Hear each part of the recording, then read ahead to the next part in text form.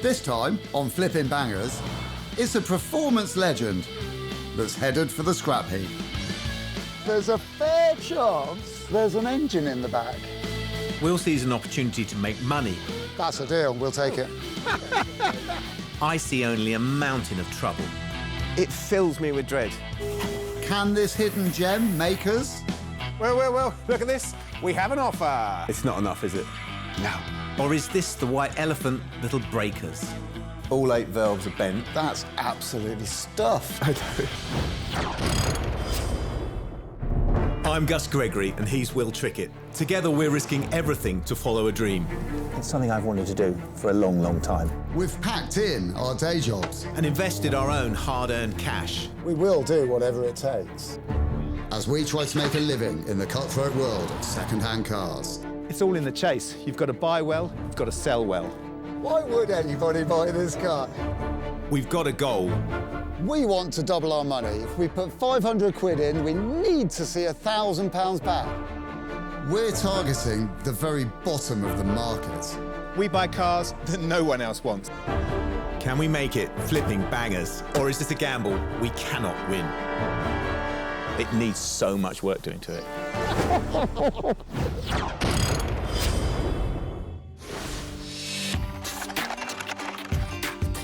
We've invested 10 grand in our new car trading venture. That's to pay for cars.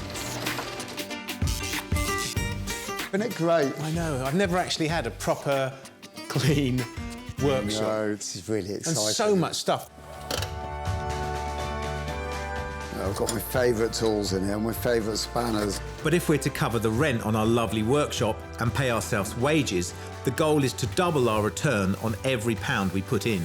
If we can't make money, we lose. So far, the lights are still on, but we've got to keep the cash coming in. This isn't a game. Basically, we've given up a salary, a monthly salary, and replaced it with, well, possibly no salary at all. We have to cycle 1 car per week and can only afford 5 workshop days per car. It's time to get hunting for some new, fresh metal. We've definitely got to get a Volkswagen, haven't we? Yeah, we have. They're great cars. I can't think of a single bad one. In my mind, for us, a sellable Volkswagen, it would be a Golf, wouldn't it? Golf GTI. Golf GTI would be fabulous. Ideally, you'd want the iconic Mark 1, wouldn't you? Mark 1 GTI. Of course you would, but not a chance, no. No way. Not even one that's been run over by a steamroller. Further down the food chain, further down. Yeah. The modern ones, there's a VR6 and a V5. They might be up our alley. I would actually rather get an absolutely bog-standard 4-speed Mark 1. I want the fastest Golf that money can buy. Fastest Golf our money can buy. Yeah, which is about that much. Yeah, exactly. OK.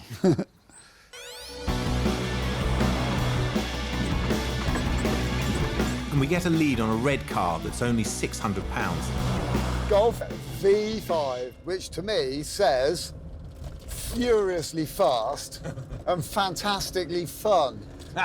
It should go like a blooming train on steroids, mate. It will. It will be fast. There's no doubt about that. I mean, it's £600. There's nothing wrong with it. It's got a leather interior. Yeah. It's a nice car. It's difficult to ignore, isn't it? It's the fastest Golf we found. Exactly. I've got the bug for having a go in a fast Golf, and I'm excited about that.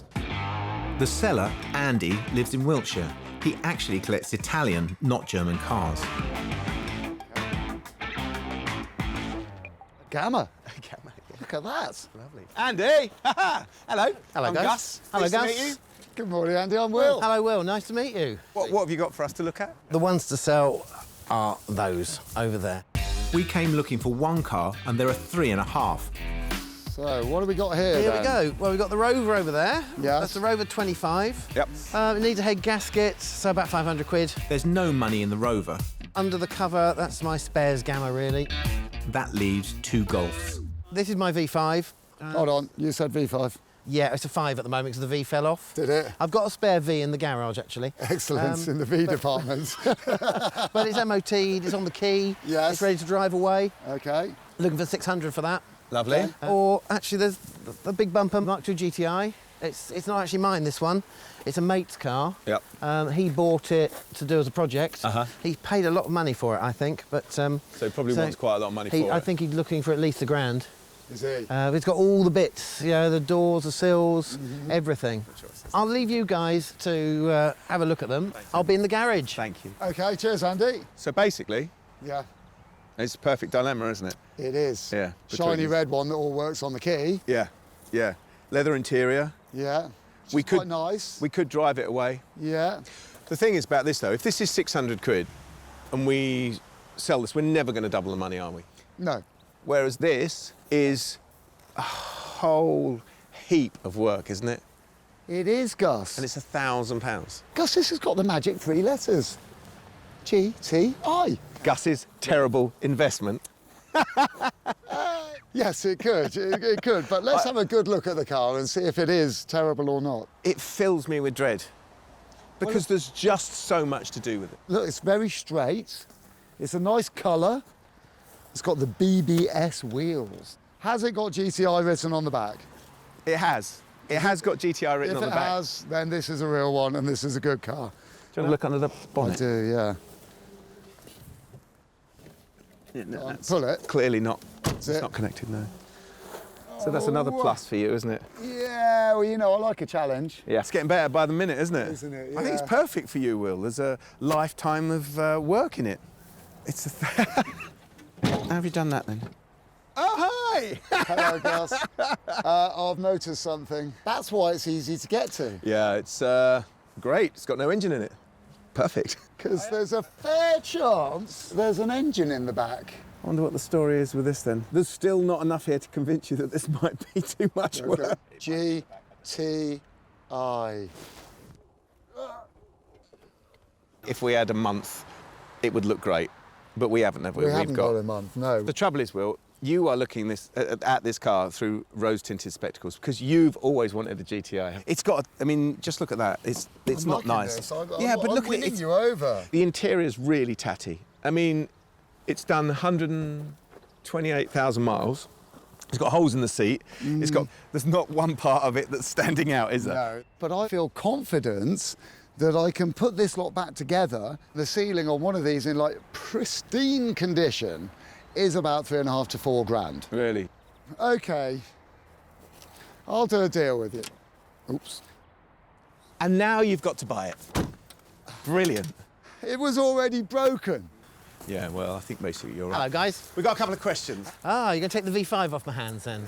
No, we're more interested in the white GTI, actually. Will's completely smitten. But we do need to know some things about it. We need to know, ideally, whether the engine ran, who took the engine out, or when it was taken out, some sort of history of the car. Okay. Anything you've got? I've got absolutely no history. When my mate bought it, he bought it without any history. Okay. The guy he bought it from assured him that the engine was the original engine for the car, that it ran beautifully. He took it out in preparation for cleaning up the engine bay and doing some work, you know, in that area. We were thinking, do you think he'd take the same sort of money as for the red car, £600? If he took £600, then we would take it away. But do you know if he... I honestly don't know, but I can give him a call. There's only one way to find out. I'll grab a phone and I'll be back in a tick. OK. If we can clinch the white Mark II at £600, it would be a bargain. It's worth more than that in parts. But if it's more, it's a marginal project. Will must be kept on a tight leash. All right, well, we'll soon know, because look, he's heading back now. You've caught him on a good day. Oh, good. He will meet you halfway. Yeah? He'd take 800 for it. That's a deal, we'll take it. We'll have it for 800 quid. Cool, excellent. Excellent, and you'll take it away today? We will, yes. Great, means I get a bit of space on my drive. Brilliant. Well, let's get it loaded up, shall we? Let's go get it loaded. Nice one. Full left lock. Oh, no, hang on, wait, and we'll do full left when we got it rolling. Are you pushing on the steering wheel? Yeah, I'm putting it so that we No, go... we need to get the back wheels over this way. The other way, back it up. This will work, Gus. Yeah, I This know will it'll work, but I am perfectly capable of doing it without the instructions. Sorry, mate. This is starting badly. He's really starting to wind me up. Will has bought a car that he wants, without really consulting me. Then we have to push it onto the trailer because there's no engine. Whoa. But eventually it's on and we're off.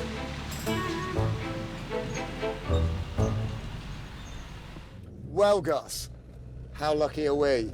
We managed to dodge the slightly dodgy V5 and get the slightly dodgy GTI that was next to it. Slightly dodgy, yes. It makes perfect business sense to me to be buying a car with an engine in the boot, an unknown quantity of spare parts inside. We don't know if it's got a gearbox. Oh, but it does smell of gearbox oil inside, so that may point towards it having a gearbox. I think it makes complete and perfect business sense that... It's got GTI written on the back. I mean, what more can you want? I can't lie, I've got an awful sinking feeling and the smell of oil isn't helping. Gus, well, here we are. We have got a Golf GTI. We didn't think we were going to get one of these, did we? No, it's amazing that we've got one, and it is a beautiful looking thing, isn't it? It's a tough little car. Yeah. But this one is fundamentally flawed for many reasons. Of all the things that we know are wrong with it, once we've got it on the ramp, we're going to find another 10 things wrong with it. I think we're going to really struggle. I mean, properly struggle to get this turned around. I think we can achieve it if we pull out all of the stops. Who, in their right mind, would buy a car from a third party Yes. who says, oh, well, it was running when the engine was taken out, it was running. I mean, we both believed that at the time because we both wanted to buy it. I mean, one of us more than the other, I'd have to say. Yes. But we don't even know if that turns over, do we? We've not checked. No, we haven't, no. That's madness, isn't it? I know. We need to unpack it and we need to see what's in there. Yeah, because there might be some goodie points. That could be a real treasure trove in there. What have we got? Oh, look. Rear... Inner? Outer. But there is some booty. New wings, seals, doors and a broken exhaust and bits of gearbox.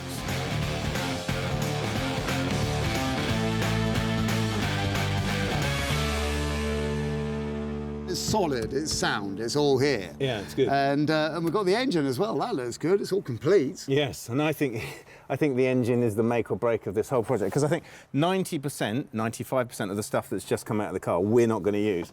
So the only thing that's in here that I found really telling was that. Because why would you buy that? Could the engine be in the boot because it's dead? Admittedly, that is quite a worrying telltale sign, isn't it? Yeah, a head gasket set for an engine which is so, say, good when it came out. Yeah, it's running really sweet. Doesn't really fill me with a tremendous amount of confidence. Me neither, I have to say.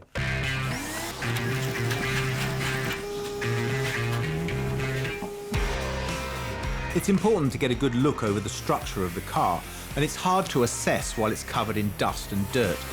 Will isn't the most reliable person when it comes to cleaning himself, but he promised to make the Golf look decent, so he's in charge of jet washing. I actually get so carried away. I even tried to restore the plastics, so the car looks a bit smarter. We need a fast turnaround on cash, so we'll take some pictures to place an online ad to run straight away. I'm just writing the advert for our Golf at the moment. So I've been looking at the market, and it's looking like the market is around about sort of 3,800 quid. Now, this is a Golf GTI. It's white, so it's a cool colour. It's a nice car, it's in good condition. So I'm going to be possibly a little bit cheeky, and I'm going to put it in there for £4,000 as a buy it now price. And also that it starts, runs and drives, which is a little bit optimistic because, of course, the engine's not even in the car at the moment. But, you know, Gus has promised me faithfully that it will be OK. Will lies. He's the one who thinks it will go. Here we go. Posted. The clock has started now.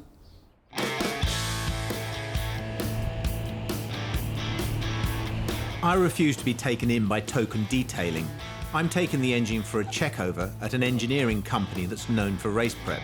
They've kindly said they'll look at our Golf engine, see if it works properly. If it doesn't, then the whole GTI project is in jeopardy because we haven't got the resources or the time to spend fixing an engine. So fingers crossed, it's a big day for our Golf. David helps me winch the engine out of my car. That's it, that'll do. I'm paying £140 for this check, but I think it's money well spent if it saves us throwing time and money away. First of all, we're going to remove the cam cover.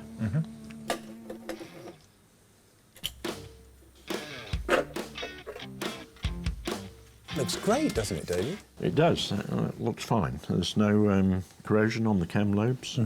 There's no moisture build-up or condensation evidence of, which is a sign that we probably haven't got any gasket issues. Initially, a good... That's a good sign, isn't it? Yeah, good sign. OK. But as David digs deeper, I'm terrified that he'll discover issues. It looks reasonable. The most important indicator of engine failure is a pressure test in the cylinder. We'll now apply pressure to that cylinder and see what sort of leak down we get. OK. So anything over 15 needs attention? Yes, normally. That's not good at all, is it? That's, It isn't. that's escaping from all That's- areas, isn't it? That is fairly catastrophic with that leak down. Oh, so of the 3 places it could be leaking, it's leaking badly out of all of them? That's right, yes, yeah. We need to investigate a little more. So maybe have a quick look with the endoscope and see where we are. OK. Right. Right, Gus, I can see quite a lot of rust on the ball walls, which is not a good sign. You'd sort of expect that if it's been Yeah. sitting around there, wouldn't you? And when I look back at the valves, I can see that the inlet valve is definitely bent, Oh, dear. which is not good. So this engine's got some... we've got some serious questions. Serious maladies which need rectifying. OK. Oh dear, that's massively bad news for our engine. It's got bent valves, which means the head's got to come off, we've got to replace the valves. It's got rust in the bores, which means we've probably got to put new rings in it. And we don't know what else yet until we get in there. It's really bad news for the whole GTI project. The way I see it, this project may not ever work. You might want to have a look at this. Oh, yeah, brilliant. Let's have a look. Well, not so brilliant. I had an endoscope in there earlier, and Yeah. all 8 valves are bent. And then I whipped the head off and have a feel of that. A lip on the cylinder shows serious wear. That's absolutely stuffed. I know. Oh, no. This is sad, isn't it? Yeah, it is. It's got a proper... It's had it, hasn't it? Yeah, it has. We're £940 in and putting a brave face on it, but there's an elephant in the workshop. Is it better business to throw in the towel now and break the car, or throw time and money at it that we don't have? This one could bury us. We've gone into business trading bangers, and this parts bin Golf with a broken engine is on brand. Day 2, and there's already a big decision to make. Do we ditch the car or buy a new engine? It's a very sad sight, isn't it? It is, but you know, with all of what's gone on with this and realising that this engine is a scrapper. I was looking online last night. Well, as engines? Yeah. Yeah, me too. I've seen several, but the best one I saw, I mean, I don't know about you, there was one for £350, and that's quite a lot of money, more than I'd like to spend. Yeah, but those cheaper ones don't look like they're really going to be worth it. OK, so are you already on this? Do you want to, do you want to get a bid in on it, or buy it, or arrange it? I think we'll just buy it. It'll take a couple of days to get it down here, but I think I'll just buy it, shall I? Wicked, yeah. Yeah, that okay. sounds like the plan. So that's it. Press on. Spend the money and risk going out in a blaze of glory rather than the damp squib of defeat. While we wait for the new engine to arrive, we can attack the long list of other jobs to do. Now Will's polished up GTI, it's looking absolutely beautiful. But the first thing that anyone will notice when they come and buy this car is the droop at the front. First impressions really matter if you're selling a car. And it's a pretty simple fix. It's just 2 bolts on a cross member, but they are such a pain to get in. I use a trolley jack to support the weight of the cross member and force it up into position. Perfect. And then I can refit the bolts removed by the previous owner. Once they are tight, the bumper will sit higher. Oh, that took a lot longer than I thought it would. That was really, really fiddly. I can understand why the other guy didn't do it. But look, doesn't that look beautiful? It's actually level. So we snip off these couple of cable ties here, put this little diffuser back up, this little screen here, and then pop the fog light back in, and the front of the car is restored to its former glory. Our hot hatch is not looking particularly hot at the moment. In fact, it's looking somewhat tepid. The windscreen wiper's missing, this handle's broken, and it appears to have grown a tail, so I'm going to dock that. I'm just going to dismantle the tailgate handle and work out why it's hanging off. This should show me what the problem is. Oh, look. Problem is where all these clips go in is a little bit worn out and rusted. So that's why they're not working. Belts and braces. I can bolt them back in and just add a bit of glue on the side to make sure it's a good fix.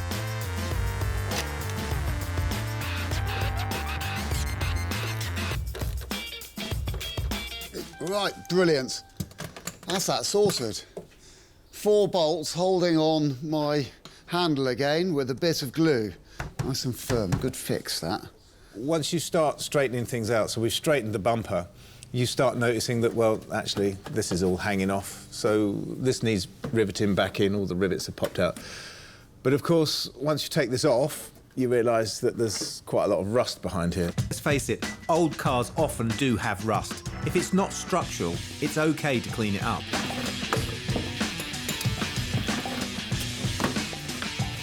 Oh. Yeah, it's quite rusty, isn't it? It's got a big hole in it there.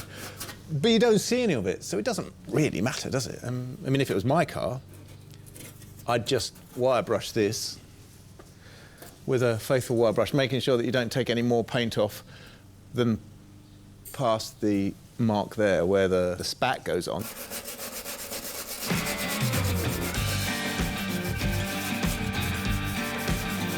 Then I clean all the debris off, ready for one more stage. So once you've wire brushed it, wiped it off with a bit of panel wipe, then you can dab this in and make sure you get it in all the little nooks and crannies. It inhibits the rust and it stops it continuing to eat away at the car. When you've done it, you know that it's not going to get any worse under there, so you can put your bit of trim back on, safe in the knowledge that it's not going to continue to rot away. I've got a bit of a problem now because though we've sorted our rust out, which is fine, but the holes here on our spat have been elongated. Now I'm going to need to drill a hole by the side of this, put the rivet in, go through the bodywork, put the rivet in and pull it up tight. A rivet gun is £20 and allows you to make flush connections with metal and plastic. Rivets are solid and can only be drilled out.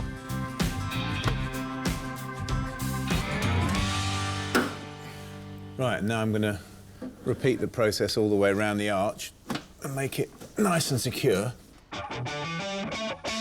While Gus plays I Spy with the Golf's rust patches, I escaped the workshop for a shopping trip to one of the country's largest VW suppliers.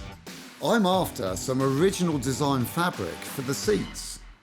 This place is absolutely gargantuan. Yeah, it's big, isn't it? It's 40,000 square feet. Yeah. It's about 19,000 Volkswagen parts here. Well, what we have got is a Mark II Golf, rounded bumpers. It's the GTI. Okay, yeah.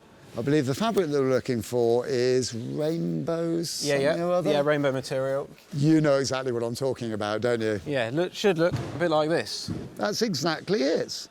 This is really cool fabric. The original's obsolete from VW in Germany, so we've actually produced this ourselves in the UK. And we've also had the bolster material done to the bit which goes at the side. Yes, we're going to need some of that too. Which looks a little bit like this. That's it. And that's the side we're looking at. Oh, that's brilliant. So how much do you reckon I'm going to need? You'll get away with a metre of the main material, and then a metre of the bolster material will be more than enough. OK. Customers aren't supposed to cut their own cloth, but I didn't come all this way to let somebody else have the fun. I'm charged 50 quid for the fabric. Oh, that's brilliant. Thank you very much. No problem. I'm a happy boy. We're 2 days into our Golf project and £1,265 down. We've already taken some big knocks, but we're fighting back. And if the new engine arrives in time, and if it fits, we might even finish. But it's a big if. Gus started off hating this car. Now he's in love with it, and he's trying to make it present a little better. The more I look at this, the more it catches my eye with its cheeky little stone chips on here. Because the rest of the front of the car, the bumper's straight, the spats are on straight. The more time we spend on it, the more I fall in love with it. It's just such a lovely car. This car, I think, is going to make us some proper money.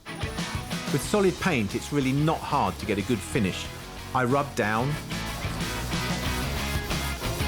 prime,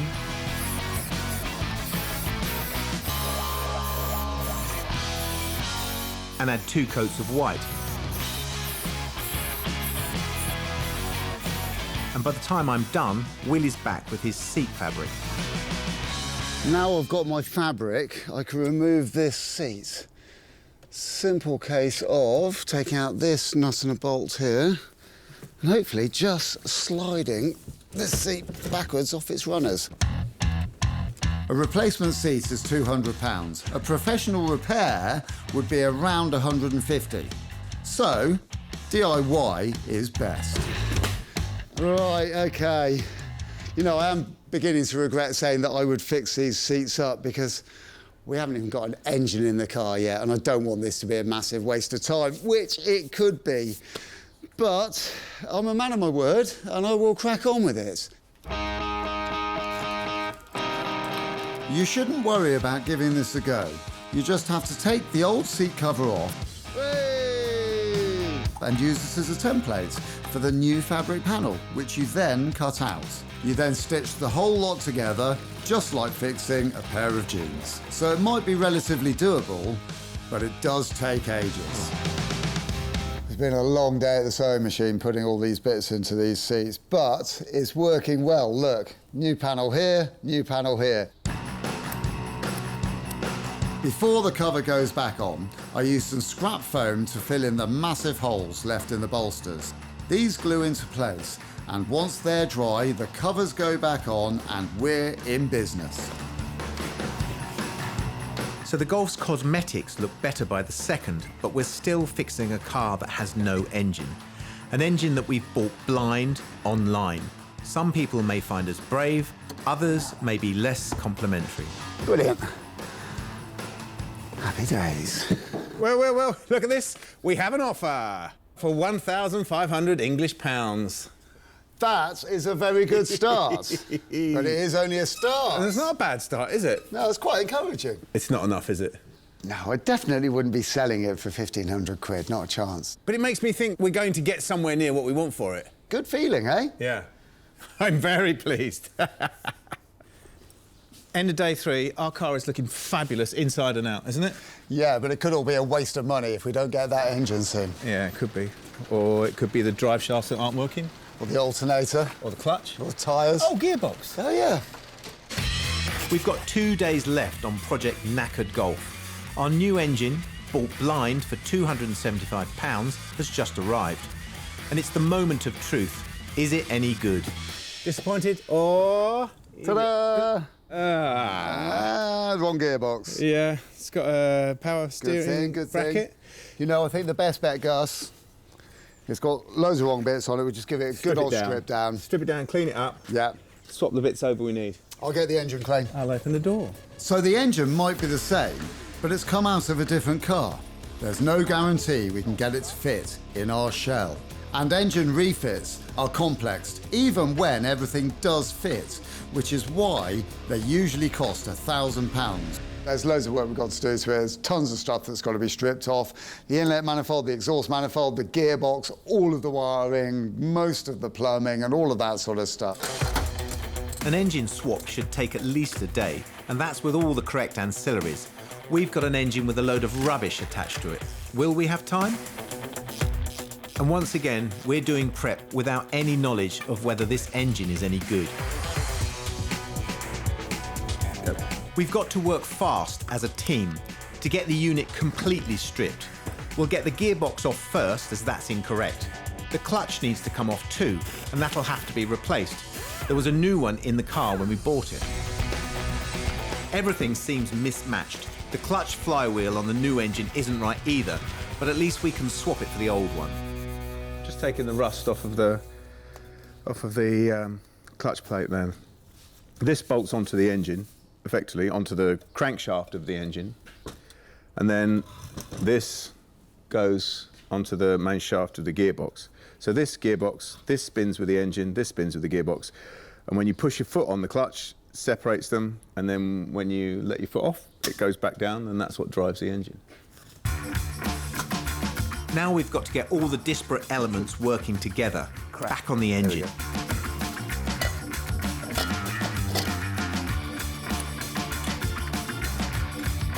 It's all working very well.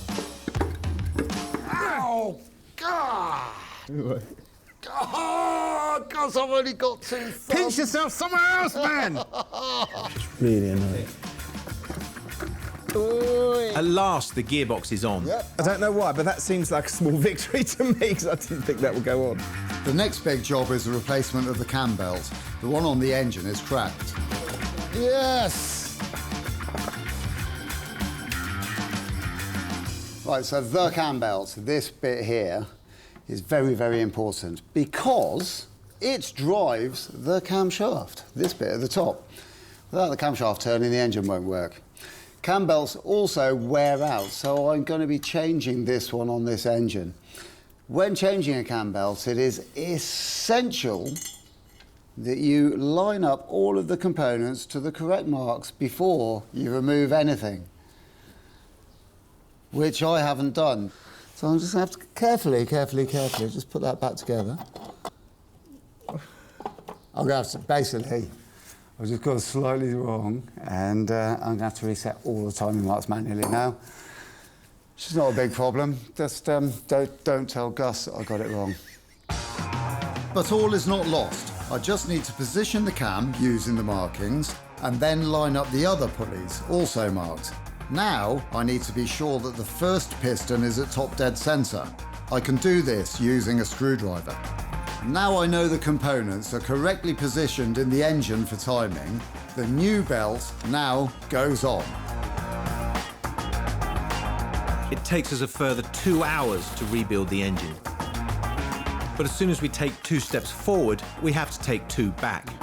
Go in. The starter mode doesn't fit. I mean, this is what happens when you start cobbling bits and pieces together. It's just going to be an utter pain in the neck. We've got to continue, there's no doubt about it. It's just making it more difficult. There's one solution to this: spend money and get a new one. But we have to double our return on all costs. Our Golf is suddenly on a financial knife edge. The rest of the day is, well, frantic. We used the gasket set that was kindly provided to seat the cam cover. Will does his yearly bit of cleaning and degreasing.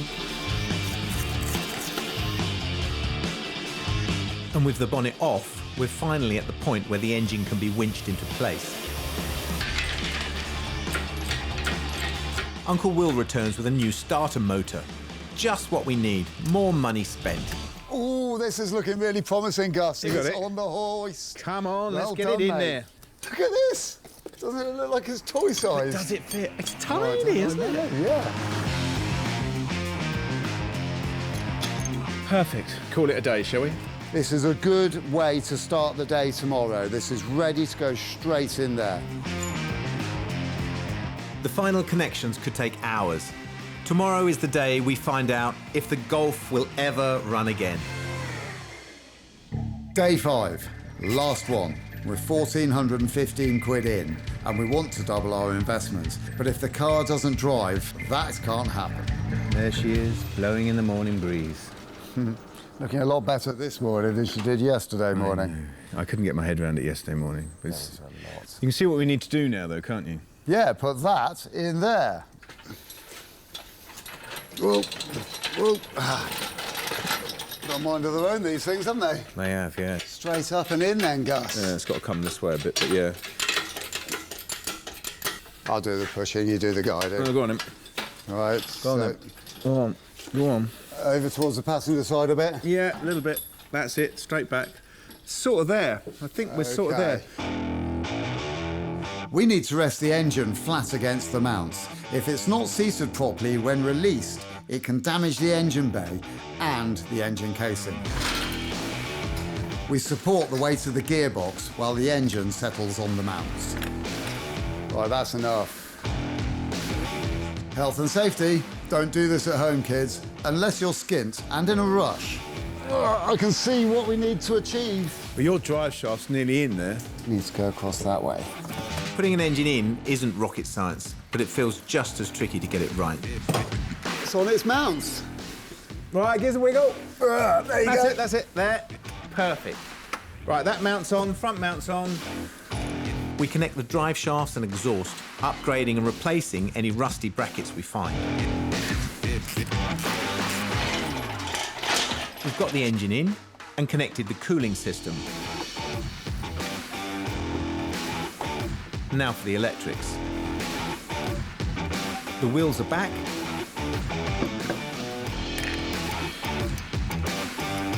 And new HT leads. Yeah.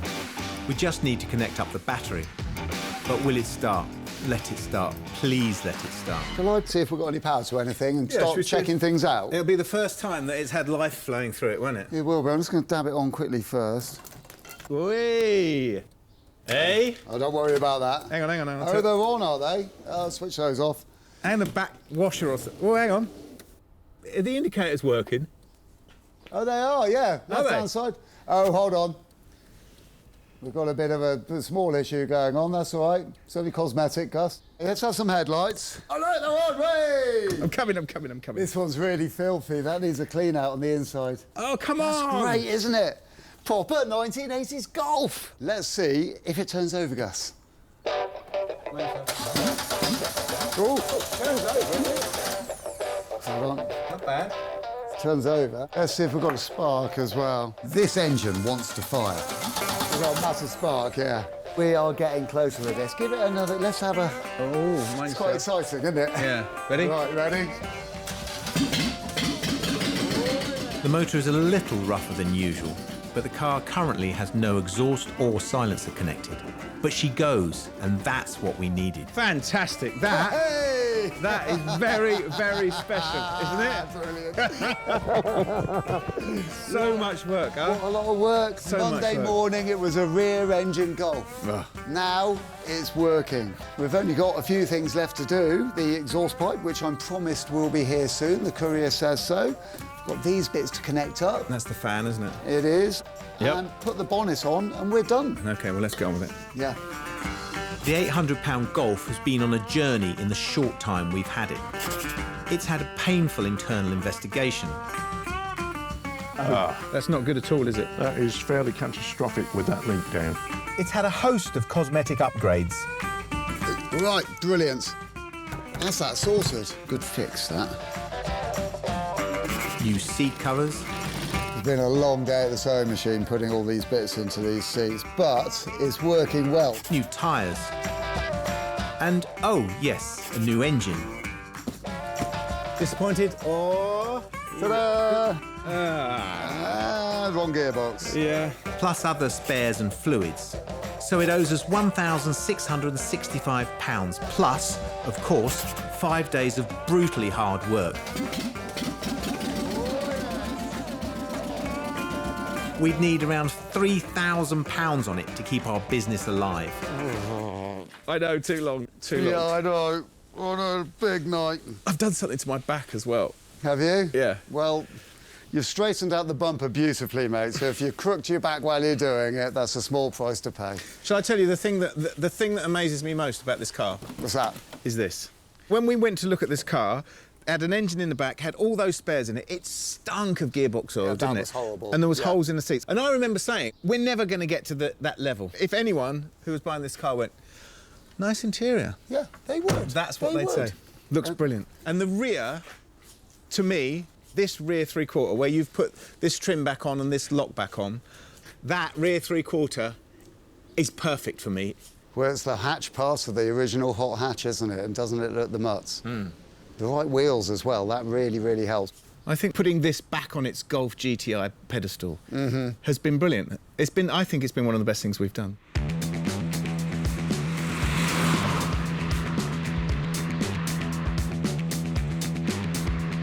There's two things that instantly strike me about this car that I'm completely shocked about.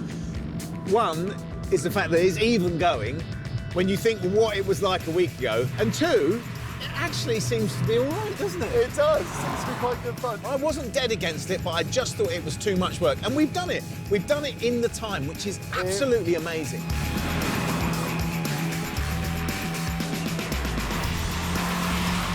Well, in the 80s, this was the whole idea of these cars, wasn't it? It was all about the torque and the handling. So you'd have brilliant fun at relatively low speeds. Yes, you would. And is it still delivering that? It is, yeah. It still feels quite raw. You know, modern cars are very soft and very quiet. Your original sort of pocket rocket.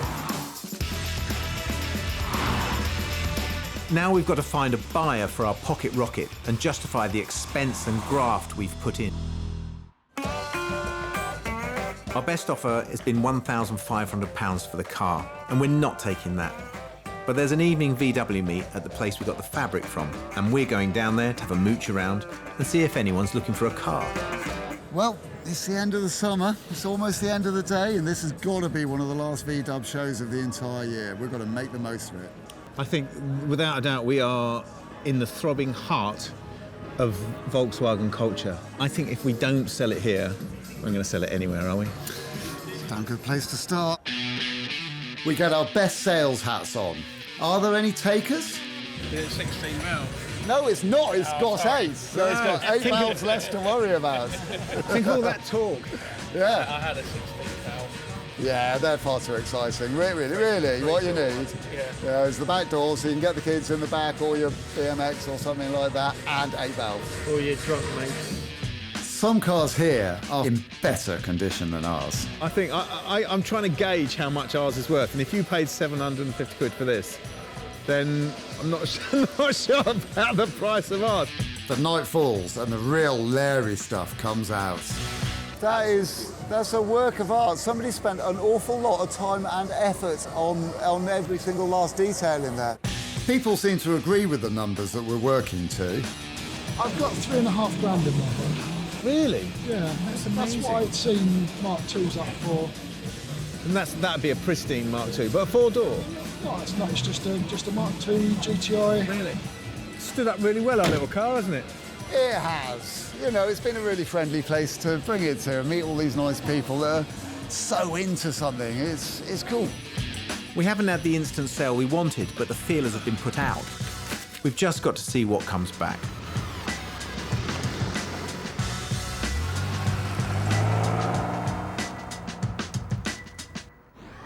I have no doubt the Golf is worth every penny of the £2,995 we had it on for, but we need a quick flip on our cars, and a week after the trip out, interest has slowed. I've decided to accept a lower offer, but I'm just not sure how Will's going to take it.